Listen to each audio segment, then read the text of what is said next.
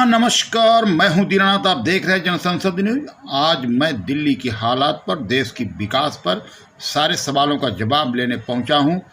जो भारतीय जनता पार्टी के सक्रिय कार्यकर्ता, यानी मैं आपको ये भी बता दूं, मिनिस्ट्री ऑफ फाइनेंस और लेबर मिनिस्ट्री के बोर्ड मेंबर आनंद साहू जी हैं, क्या कुछ कहते हैं।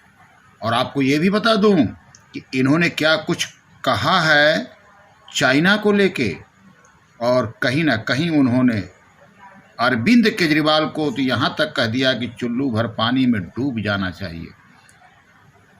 अटल, आडवाणी और मोदी के वह सिपाही आनंद साहू का क्या कुछ बयान था, बहुत ही ध्यान से सुनने योग्य है। ध्यान दीजिए, सुने आनंद साहू को। मई से जून के बीच में भारत की जीडीपी सबसे ज्यादा नीचे गई है, 23.9% नीचे गई है। इस पर भी आपका क्या है? देखिए, भारत की जीडीपी नीचे गई है, ये कोई मतलब मुझे लगता है जो 23 आप बोल रहे हैं, बहुत देशों के जैसे चाइना है, कई यूरोप है, कई और देश हैं, अमेरिका तक के 50% उनके जीडीपी डाउन गए, और हमारा देश में तो 23% ही गए।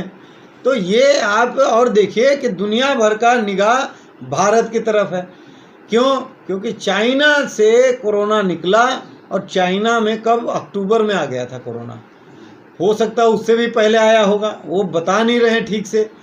तो कोरोना से निपटने के लिए चाइना ने जो भी कार्रवाई किया, वो पहले से अगर बता देते तो आज विश्व में जो वायरस का वर्ल्ड वार हो रहा है वो नहीं होता। और उसके कारण जो इकोनॉमी का जो नुकसान हुआ है, अगर पूरा विश्व चाइना के ऊपर क्लेम कर दे तो चाइना का हर चीज़, ज़मीन से लेके आसमान तक और पानी से लेके हवा तक सब बिक जाएगा, उसका चुकता नहीं कर पाएगा चाइना। लेकिन चाइना की जीडीपी सबसे कम गिरी है, 3। नहीं, ऐसा गलत है, वो आंकड़ा सही नहीं बताते हैं। उनका तमाम एक्सपोर्ट इंपोर्ट का सब बैलेंस ख़त्म हो गया है, मैन्युफैक्चरिंग इंडस्ट्री सब बंद हो गया है, बेरोज़गारी का आलम 90% बढ़ गया है। ये आंकड़े देते नहीं है। चाइना में डेमोक्रेसी नहीं है। Chinese communist country, China is a communist country, and Chinese people, they don't have right to talk like in the media. वो उनके जो बने बनाए मीडिया वाले हैं, उसी में उनको बयान देना है, और जितना बयान उनका सरकार निहित करती है, तय करती है, उतना ही बयान देना है। ये साफ दिखाता है कि China is a very very dangerous country, non-democratic country. It is a global threat for the world peace and growth and peace and prosperity. पूरा विश्व के लिए खतरा है चाइना। और चाइना के अगर इस प्रकार की गतिविधि पे अगर विश्व ने रोक नहीं लगाया तो ये विश्व के लिए सबसे घातक कंट्री बन गया है।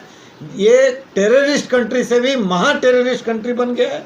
इसीलिए चाइना को तुरंत विश्व के लोग इस पे लगाम लगाना चाहिए। यशस्वी प्रधानमंत्री नरेंद्र मोदी जी ने 20 लाख करोड़ रुपया का पैकेज हिंदुस्तान को दिया, लेकिन अभी तक धरातल पे कुछ दिख नहीं रहा। 22 लाख करीब करीब हुआ है।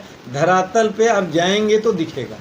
आप भी तो दिल्ली से नीचे नहीं जा रहे हैं ना, आप लोग भी नीचे जाइए, ज़मीन में, गांव में जाइए। किसान को कई 10 करोड़ किसानों को उनके खाते में चला गया। करीब 8 करोड़ मजदूर को उनके खाते में पैसा चला गया। डायरेक्ट बेनिफिट ट्रांसफ़र मिल रहा है। जो उनको राशन के लिए पैसा चाहिए था वो भी दिया, खेती के लिए पैसा चाहिए तो वो भी दिया, मनरेगा में जो पैसा जाना चाहिए तो वो डायरेक्ट सीधा ब्लॉक में पहुंच गया है पैसा। वो उस पर तमाम मजदूर जो माइग्रेटिंग लेबर हैं उनको पैसा मिल रहा है, काम मिल रहा है। 3 महीना का राशन का सारा व्यवस्था हो गया है। गांव में आप जाएंगे तो गांव वाले इतने खुश हैं, कोरोना आया लेकिन उनको राहत भी मिला है। बहुत कम, मैं ये नहीं कहता हूँ कि 100%, 2-4-5% लोगों को जिसका तालमेल नहीं बैठा होगा सिस्टम में, वो लोग परेशान होंगे। सर, दिल्ली में तो लेकिन जहाँ तक हमने देखा है, हमने काफ़ी दुकानदारों से, एमएसएमई सेक्टर वालों से हमने पता करा, उनसे जाके, तो उनका सीधे तौर पे कहना है हम बैंक गए, हमें कोई हमारी सुनवाई नहीं है, कहीं से भी हमें कोई मदद नहीं मिली।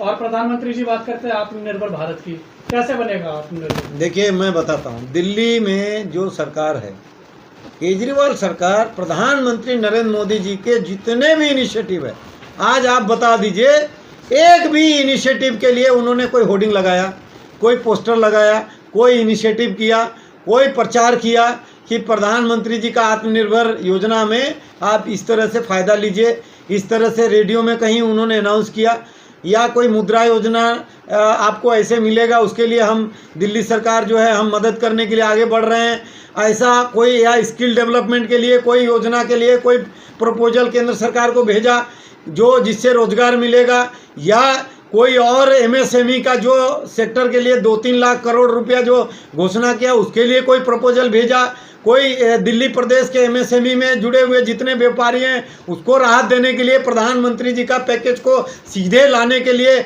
उनके जेब में पहुंचाने के लिए, उनके खाते में डलवाने के लिए कोई इनिशिएटिव लिया? कुछ नहीं किया। ढोंगी, महामक्कार, झूठे, एक नंबर का चोर बाजारी फैलाने वाले, आप लोगों को शर्म आना चाहिए। केजरीवाल सरकार को तो एक दिन में बर्खास्त करना चाहिए। अगर आप देखिए, यूनियन टेरिटरी में सरकार हैं, केंद्र सरकार सब योजना ला रही है, आपका जिम्मेदारी क्या है? आपका जिम्मेदारी बनता है कि नहीं? आप लोग रोजगार देने के लिए आप तमाम योजना को आप जोड़ के अगर इनिशिएटिव लेते तो आज एक भी आदमी बेरोजगार नहीं होता दिल्ली में। उल्टा सबको बेरोजगार कर रहे हैं। रेहड़ी पटरी वाले का रोजगार छीन लिए, साप्ताहिक बाजार का रोजगार छीन लिए, कूड़ा कबाड़ी वाले को रोजगार छीन लिए, ई रिक्शा वाले का छीन लिए, ऑटो वाले का भी हालत ख़राब है, टैक्सी वाले का भी ख़राब है, तमाम कंस्ट्रक्शन मजदूरों का बुरा हाल है, ठेका मजदूरों का बुरा हाल है। अरे आप तो अगर कोई महान अत्याचारियों का नाम अगर लिस्ट बनाया जाए, एक नंबर का अत्याचारी के रूप में गिनीज वर्ल्ड रिकॉर्ड में बन जाएगा आपका नाम। इसलिए आम आदमी पार्टी का जो मुखिया है उसको तो चुल्लू भर पानी में डूब के मर जाए तो भाई शायद यहाँ दिल्ली वालों को निजात मिलेगा, और नहीं तो यहाँ के लोगों को कुछ नहीं मिलने वाला है। इतना महान घटिया सोच वाले आदमी, प्रधानमंत्री जी का कोई आयुष्मान भारत का योजना है तो उसको लेंगे नहीं, क्योंकि प्रधानमंत्री जी का नाम हो जाएगा। स्किल इंडिया का फ़ायदा मजदूरों को, गरीबों को, नौजवान बेरोजगारों को नहीं देना है, क्योंकि प्रधानमंत्री जी को फ़ायदा हो जाएगा। बाकी योजना जो और आत्मनिर्भर का अगर लागू करेंगे तो प्रधानमंत्री जी को और बीजेपी को फ़ायदा हो जाएगा, और भी योजना उसको लागू करेंगे तो प्रधानमंत्री जी को फ़ायदा। अरे तुमको क्या है, अपना फ़ायदा के लिए तुम इतने गिरते जाओगे कि लोगों का फ़ायदा सब रोक दोगे? मैं कहता हूँ दिल्ली वाले जाग जाओ, आप लोग जागो, दिल्ली वासी जागो, और वरना ये आपको जीने नहीं देगा। आप लोगों का रोजी रोटी छीन लिया, और उसके बाद भी अगर आप नहीं जागे तो अब राम ही बचाए। आपके लिए दुआ करता हूँ, भगवान राम और हनुमान जी, आज हनुमान जी का खास दिन है, बड़ा हनुमान बोलते हैं, वो दिन है, उसकी शुभकामना भी देता हूँ।